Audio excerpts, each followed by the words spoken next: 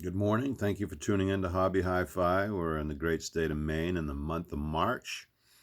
Wanted to bring to the front a nice piece that I just came across that sort of um, breaks some of our molds. This is the Sony DVD player, uh, dvp-ns999es. And so for most of you that know about Sony products, they've maintained a line of elevated standard products for some time now. And, I've never really been a huge fan of all of Sony's products, speakers and amps, some of them were good, but this elevated standard series that they come up with, they really, they really know how to do things right when they apply themselves. And so traditionally, I'm a simplistic CD player as a primary source. And so I've relied on NAD CD players. And I found some good ones. And Rotel makes some very nice CD players. And at this point, I need to throw Sony into the ring here. This particular player is really, marketed as a DVD player. And honestly, I was never that excited about using DVD players for CD players, um, for a couple of different reasons. For one, any of the video processing is sort of unnecessary for music creation, and therefore sort of gets in the way. Any design, or even economically, to pay for the video processing parts, you're spending money on something that you don't need if your goal is to just play true audio from your CDs, and that's it. So I've really same thing goes for multi CD players.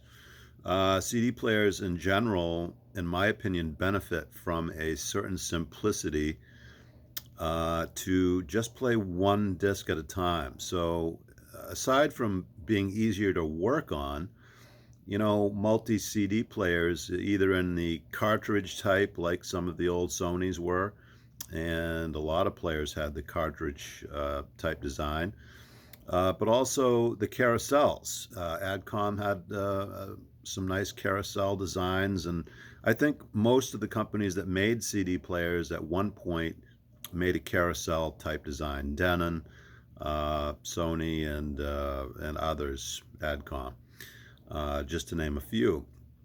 But anyway, what we have here is a DVD player that at the time, and I'm going to say this was in the 90s, had it was top of the line, and so you're probably looking at about $1,000 retail price on this. Now, this particular piece is very heavy, and so when you pick it up, you can tell right off that this piece is made well. And so that's always one of the first things that I notice when I'm coming across a player. And so that weight, in my opinion, not only lends itself to stability, but also build quality, and usually make for excellent transports, as their build quality and their weight will give you a nice solid platform, vibration free and whatnot. So what Sony's done here is they've really uh, highly damped the cover as well. As you can see here, we've got, I believe these are all rubber panels that they put in certain patterns on the sides and on the top of the underneath of the covers. And so Another nice touch, because this cover itself is highly anti-resonant. Okay, so the word I got on this particular player was that it was modified at some point by a company called Audience. And as you look at this player, I'm going to assume that this board here, back here, is the analog board. Doesn't look to have been modified too much, except for any of these yellow caps that you see are Aura caps, and they are a sort of a high-end cap that's meant for sound, high-end sound applications only, and sort of a specialty cap. And you can see that they've added, a good dozen of these yellow caps throughout the whole chassis here, in various locations. And I'm sure that this upgrade was pretty pricey in its day. So you take $1,000 player and you send it off to a qualified company like this to do some tweaks on power supply and whatnot. You're elevating this already good player to a player that's capable of best in class type of performance as far as audio is concerned. Now again, you do have quite a bit of extra things going on here that may take away from the overall sound when you consider all of the video processing. Now, I'm not completely sure about the architecture here, but I'm going to assume that one of these is a board dedicated just for the video. And so, very complex unit, but I can say this. And also, I noticed down here by the CD drive, a couple of huge caps in here. Now, this is something you never see in a CD player, but we're talking about a pair of, what is this, 18,000, I forget now, picofarads or microfarads, but 18,000 is a size of a cap that you would normally notice in a higher end power amp. And so this highly regulated power supply, and this is just a piece of work. And this CD assembly, the drive unit itself is motorized and is definitely not simple, which sort of runs away from my typical tendencies. But I can say this, it runs quite smoothly, and this whole mechanism will sort of move mechanically when ejected. And so it's just a little bit of a different setup than what you'll normally see in CD drives. One thing that I noticed when reading up a little bit on this piece is that it's also apparently got some sort of a automatic tilt mechanism that actually supposedly keeps the laser in the perfect angle for reading the CD. So this is some sort of an adjustable, possibly servo-controlled motor that's constantly sensing the angle of the CD disc itself, and can actually adjust that optical laser to achieve the to the best angles, depending on if you have possibly out of balance CDs or warp CDs or things like that. So interesting feature there. But I just wanted to say that I stand corrected.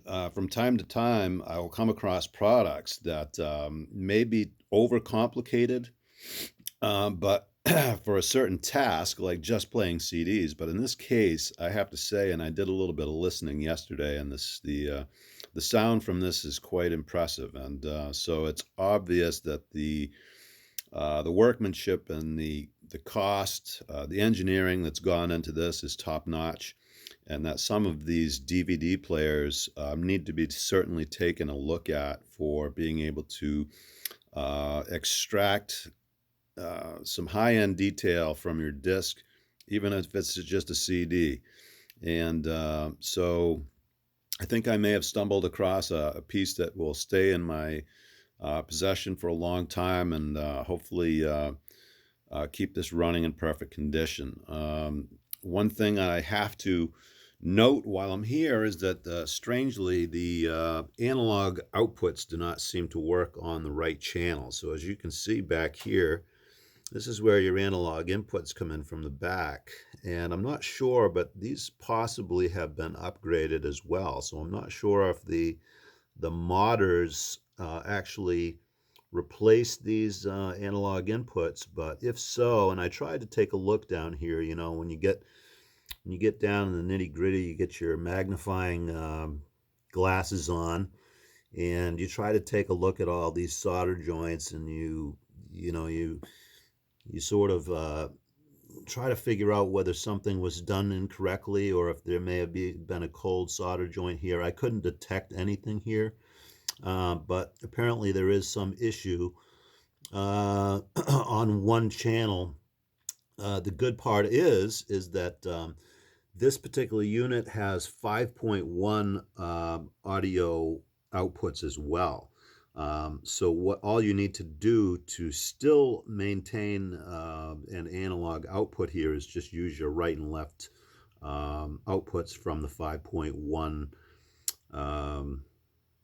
outputs, and so that serves just fine and gives me an idea what the analog capabilities are of this this beautiful disc player here. So I was happy to see that, and of course it also has a bevy of digital outputs, I believe both optical and coaxial on the back.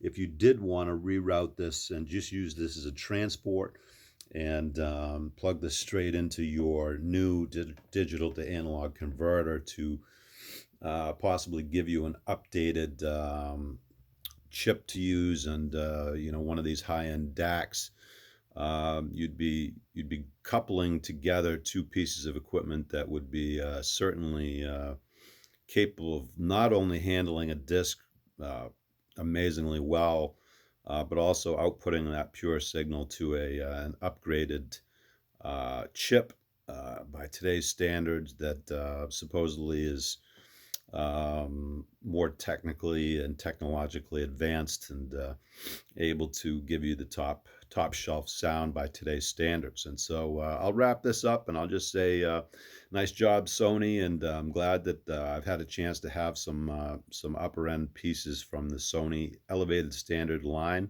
And please keep an eye out for these. If you see any on the used market, I would advise to pick one up and give it a spin and see what you think. But I'm highly impressed with this, and may still have been without the mods, but with the mods, I think that we're talking about a monster here when it comes to playing some discs and having them,